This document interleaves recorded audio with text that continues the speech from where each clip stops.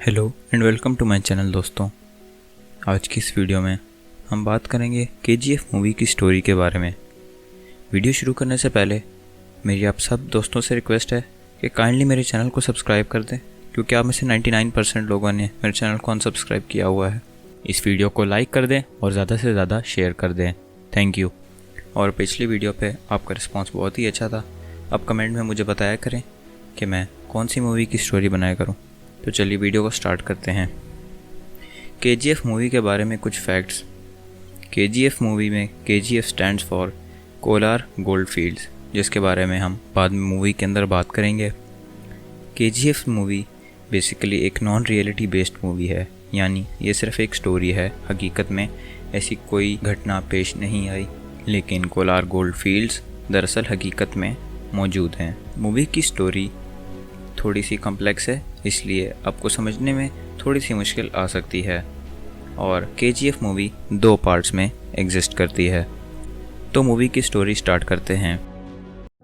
Movie की शुरुआत में 1981 का टाइम दिखाया जाता है, जिस सीन में इंडिया की प्राइम मिनिस्टर किसी का डेथ वारंट साइन कर रही होती है। और साथ में ये भी बताया जाता है कि जिस आदमी का डेथ वारंट साइन किया जा रहा है वो एक बहुत ही ख़तरनाक क्रिमिनल है और किसी को इसका पता नहीं लगना चाहिए। और ये आदमी दरअसल में मूवी का मेन हीरो होता है, जिसका नाम रॉकी होता है।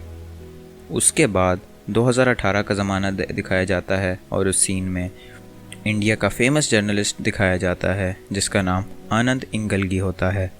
और इस सीन में बाकी ये दिखाया जाता है कि आनंद इंगलगी एक बुक पब्लिश करते हैं, जिसमें वो रॉकी की ज़िंदगी के बारे में बताते हैं।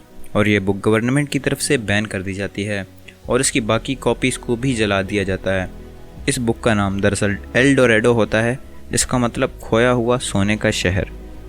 और इस बुक की आखिरी कॉपी किसी न्यूज़ चैनल के हाथ लग जाती है। फिर वो न्यूज़ चैनल आनंद इंगलगी का इंटरव्यू लेते हैं कि इस बुक की बात में कितनी सच्चाई है। आनंद इंगलगी फिर इस बुक की कहानी बताना शुरू कर देते हैं और इस बुक की शुरुआत 1951 के ज़माने से होती है, जिसमें कुएं की खुदाई के वक्त किसानों को अजीब किस्म के पत्थर मिलते हैं और इस जगह की इन्वेस्टिगेशन की जाती है और गवर्नमेंट ऑफिसर्स भी आ जाते हैं।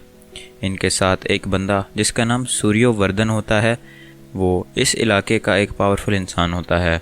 और फिर गवर्नमेंट ऑफिसर्स ये बात कंफर्म कर देते हैं कि वो पत्थर कुछ और नहीं बल्कि सोने के पत्थर होते हैं। इस बात पर सूर्यवर्धन सारे गवर्नमेंट ऑफिसर्स को मार देता है ताकि किसी को इस जगह के बारे में पता ना चले। और इसी दिन उस गांव के नज़दीक एक गांव में एक बच्चे का जन्म होता है, जो कि मूवी का असल हीरो होता है। इस गांव का नाम कोलार होता है और यहाँ गोल्ड निकलने की वजह से इस जगह को कोलार गोल्ड फील्ड्स कहा जाता है। सूर्यवर्धन ने फिर इस जगह को 99 सालों के लिए गवर्नमेंट से लीज पे ले लिया और फिर वहाँ नराची नाम की कंपनी बना दी।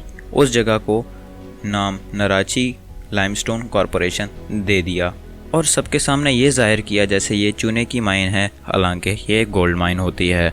सूर्यवर्धन काफ़ी सारे लोगों को ज़बरदस्ती लाके इनसे नराची में माइनिंग करवाता था। सूर्यवर्धन ने इस कंपनी को मैनेज करने के लिए 5 पार्टनर्स बना लिए, जिनका नाम कमल, एंड्रयूज़, राजेंद्र देसाई, गुरु पांड्यान और सूर्यवर्धन का भाई अधीरा के अलावा बाकी 4 पार्टनर्स इस शहर से बाहर रहते थे और वो अपना बिजनेस संभालते थे। सूर्यवर्धन का ये गोल्ड स्मगलिंग बिजनेस काफ़ी ज़्यादा कमाई कर रहा था और इसकी वजह से वो काफ़ी ज़्यादा अमीर हो गया था।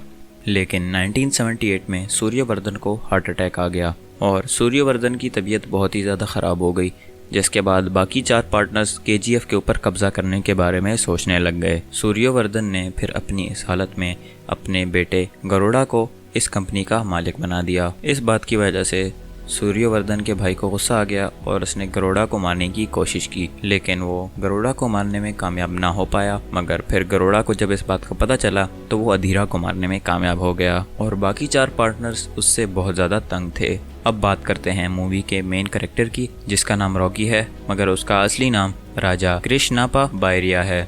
उसकी माँ बहुत ही ज़्यादा गरीब औरत थी और वो एक विधवा थी। और जब रॉकी 10 साल का था तो उसकी माँ बीमारी की वजह से मर गई, लेकिन मरने से पहले उसकी माँ ने उससे एक अज़्म लिया था कि वो बड़े होकर एक बहुत ही ज़्यादा बहादुर और बड़ा आदमी बनेगा। और इस वादे को पूरा करने के लिए राजा मुंबई चला गया और उसने अपना एक नया नाम रखा, जो कि था रॉकी, और वहाँ उसने अपनी हिम्मत और कोशिश से डॉन शेटी का दिल जीत लिया और फिर वो डॉन शेटी के लिए ही काम करने लग गया और आहिस्ता आहिस्ता रॉकी ताकतवर होता गया और इसी तरह जो लोग उसके साथ अच्छे थे उनके साथ वो बहुत ही ज़्यादा अच्छा था और जो लोग उसके दुश्मन थे उनके लिए वो बहुत ही ज़्यादा खतरनाक साबित हुआ। फिर वो डॉन शेटी का एक बहुत ही ज़्यादा खास आदमी बन गया और उसने गोल्ड स्मगलिंग का काम भी संभालना शुरू कर लिया। फिर मूवी में आगे चल के डॉन शेटी का बॉस एंड्रयूज रॉकी को एक काम देता है और वो उसको बोलता है कि अगर उसने वो काम पूरा कर दिया तो वो उसको बदले में पूरी मुंबई दे देगा। इस काम के लिए रॉकी को बेंगलोर जाना पड़ता है। फिर बेंगलोर में राजेंद्र देसाई जो कि पार्टनर्स में से एक होता है